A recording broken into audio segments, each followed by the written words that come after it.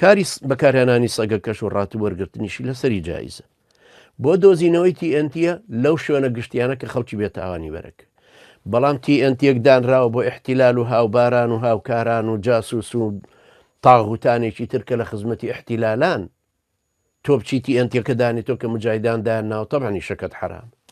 خۆشت بکوژێ وەکو کافرێک ڕۆیشتووی.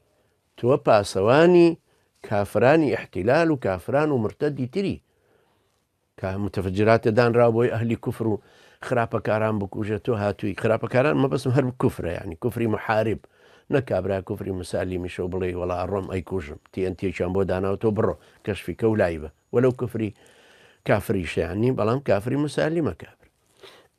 مەبەستم کوفری محارب دژ بە ئیسلامە احتیلالە و هەر کەسێک کە لەگەڵ ڕێباز و منهج و شتایەتی. ئەوەش طبعا ناشە جائیزنی، ئەو کاتە نە ئیشەکەت حەڵاڵە نە بۆشت جائیزە لەوێبی و پێشی کافرەبی کە مناصڕی ئەو کافران محاربانە بکەی. والله تعالى